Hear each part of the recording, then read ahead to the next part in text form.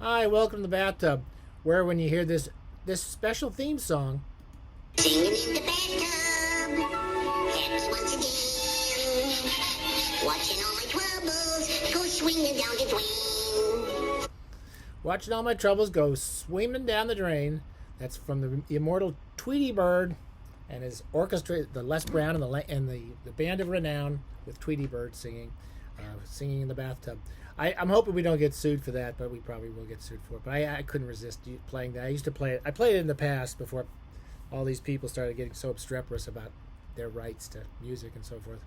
But we'll hopefully the ghost of Mel Blanc will intervene for us and allow us to use that little snippet of Tweety Bird.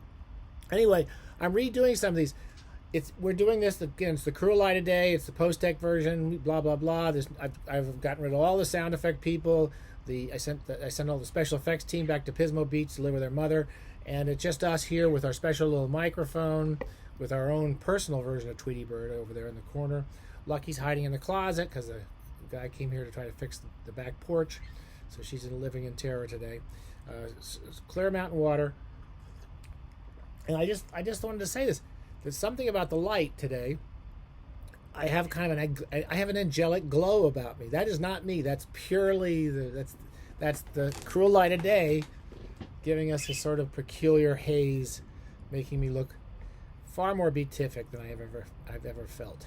Anyway, I'm redoing a bunch of these because we have a big disaster. Dodo's been a huge pain in the butt lately, and I'm sure as soon as she starts knowing that she's a pain in the butt, she's gonna start doing it again.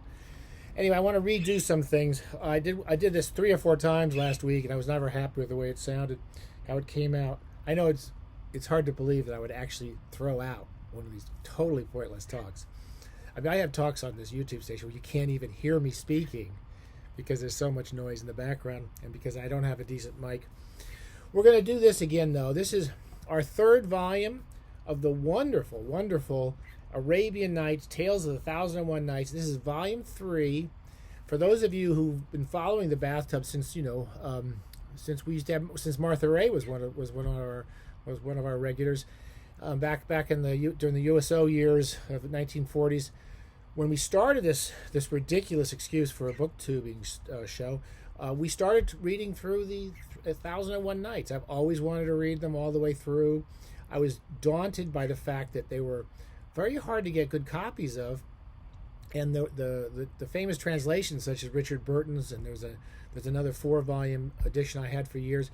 I'm always told how they're not very good editions. They're not very good translations, and they're filled with poor translations and stuff like that. I wouldn't have any idea. But Penguin came out with these wonderful 3-volume set. Got to give Robert Irwin and the translator Malcolm C. Lyons, and I believe Ursula Lyons is involved with this. They did a terrific job. Penguin does some beautiful looking books. Look at that. It's a beautiful book. That's, of course, I think that's Aladdin's magic lamp. I can't remember. There's a lot of genies popping out of lamps in these books. And a lot of the famous stories, such as Aladdin and his magic lamp, aren't part of the 1001 Nights, but they've added it to this book as a sort of special appendix. Anyway, I finally got back to volume 3. I got up to about page 300. I'm going to do maybe 1 or 2 more on this last volume of the series.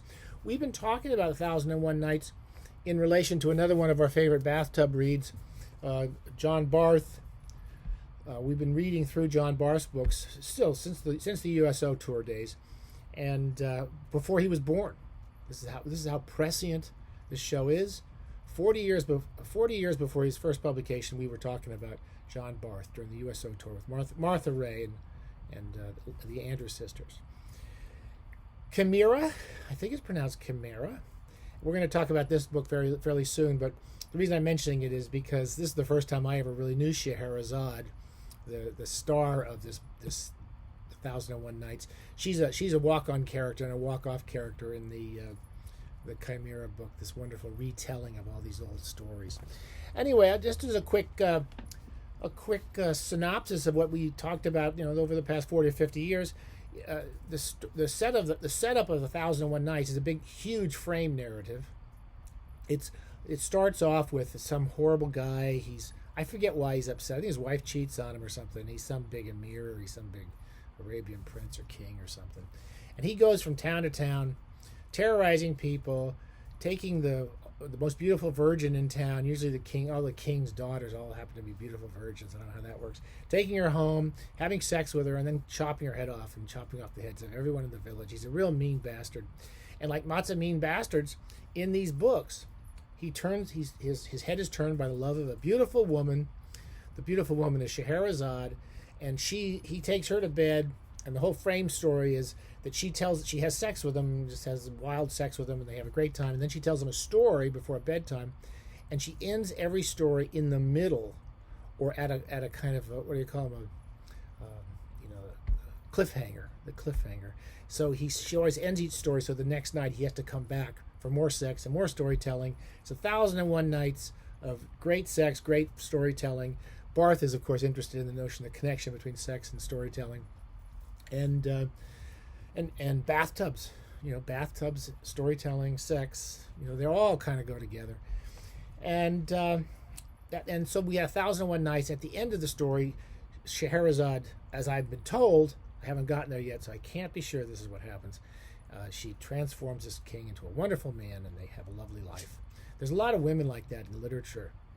My favorite is still Pamela, from those crazy Richardson novel. Where they're so beautiful and they're so desirable that they transform these evil men into saints.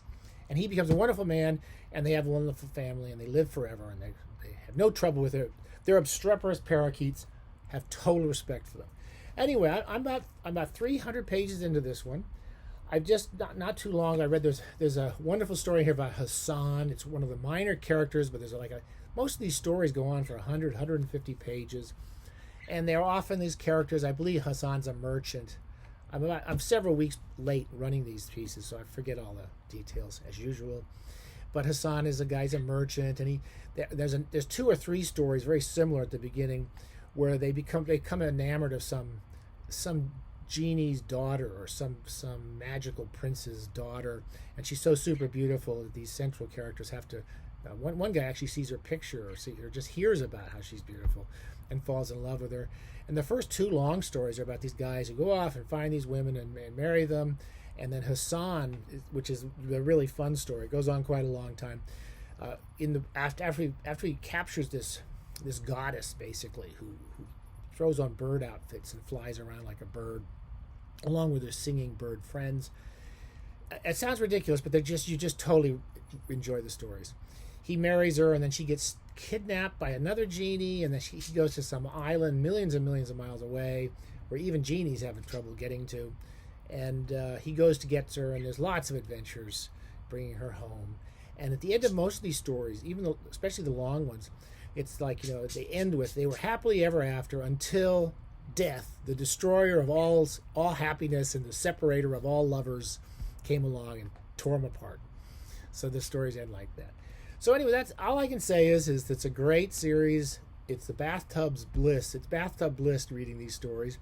I'm enjoying the 3rd volume more than the first 2 because I did something which is obvious to any idiot, and I should have done this myself, which is just sort of read them like nighttime stories. So I don't try to read it like a novel. I've been basically in the morning and the evening I'll read 1 or 2 or 3 sections. As the series goes on, each night is about 2 or 3 pages, and they're just perfect for the bathtub. So you read, and at the end of each one, they end in a cliffhanger. Sometimes the story ends and Scheherazade starts the next one because she's very wise. She's got to get this guy back to bed the next night, so she starts the new story. And I've been reading them as these little episodes, 2 or 3 at a time. In the first 2 volumes, I kind of skipped a lot of the long poetry about how, usually there's lots of poetry about how unhappy the young boy is because he met this beautiful girl and she run off to a mountaintop. Other times he's just talking about how much he loves her. And there's lots of poetry, which I've been reading more this time and kind of enjoying. It's a very simple style and very simple and direct, and they kind of fit in with the stories. I also read the beginning of each new night, because the beginning of each new night synopsizes, or gives a synopsis of. Synopsizes is not much of a verb. the previous night's story and catches you up in about 4 or 5 sentences. And the stories are so complicated, I easily do kind of get lost in all the kind of repetitiveness, and the kind of lots of different stories happen very similarly. And they kind of help you get back into the story. You read for 5-10 minutes, come to the conclusion. And I did a couple in the morning, a couple at night, and they're just terrific reads, terrifically pleasurable, and I really recommend this series a great deal. So that's the end of that. We're going to keep reading that in the next few months. I had to take a break, and I want to get back to Barth. We haven't done him in a long time, but I think we'll do Chimera eventually. All right, I'm going to do a few of these quickly to catch up with all the delays caused by really that prima donna bird. Okay, more shortly.